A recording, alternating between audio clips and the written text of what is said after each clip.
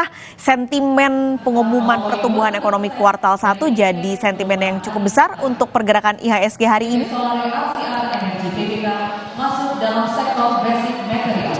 Ya, Paskalis, kalau berkaca pada IHSG yang melemah pada penutupan perdagangan hari kemarin yang terkoreksi cukup dalam 0,17%, maka data pertumbuhan ekonomi kita pada kuartal 1 2024 ini belum tentu bisa jadi penopang yang kuat pada pergerakan perdagangan kita hari ini untuk tetap bergerak di zona positif. Tapi saya akan ajak terlebih dahulu Anda untuk melihat ke papan bursa, kita cermati bersama bagaimana pembukaan perdagangan pada hari ini.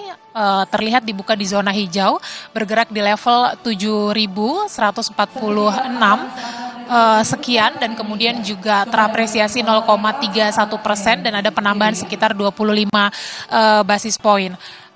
Investor bisa sumringah karena dibuka di zona hijau pada pembukaan perdagangan, tetapi investor tetap harus waspada, Paskalis, karena diperkirakan hari ini pergerakan IHSG akan bergerak volatil atau tidak stabil, tentu saja akan dipengaruhi oleh berbagai sentimen. Nah, utamanya akan dipengaruhi oleh rilis data ekonomi baik di dalam negeri maupun juga di luar negeri. Nah, untuk di dalam negeri hari ini Bank Indonesia akan mengumumkan data atau angka cadangan devisa kita pada bulan April 2024, dan investor ini memperkirakan bahwa angka cadangan devisa kita pada bulan April ini akan kembali terkuras. Nah, kalau kita ingat pada bulan Maret yang lalu, angka cadangan devisa kita ini angkanya menurun di level 140,4 miliar dolar Amerika Serikat dibandingkan bulan sebelumnya, Februari 2024, yang angkanya bisa mencapai 144 miliar dolar Amerika Serikat. Nah, penurunan angka cadangan devisa kita pada bulan April 2024 ini bisa disebabkan oleh faktor tertekannya rupiah selama beberapa waktu terakhir, dan bahkan pernah mencapai level terlemahnya begitu ya di angka 16.260 rupiah per dolar Amerika Serikat. Kemudian juga hari ini Asosiasi Industri Sepeda Motor Indonesia akan mengumumkan data penjualan motor periode April 2024, apakah nanti angkanya akan atau angka penjualan ini akan mengalami kenaikan atau sebaliknya mengalami penurunan.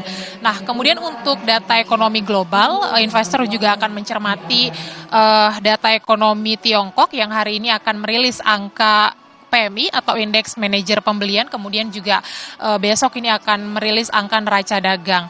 Kemudian investor juga tentu akan mencermati Paskalis pidato pejabat The Fed yang masih akan berlangsung sampai akhir pekan ini. Nah, tentu saja pidato pejabat The Fed ini perlu diperhatikan karena akan memberikan gambaran bagaimana kebijakan Bank Sentral untuk ke depan.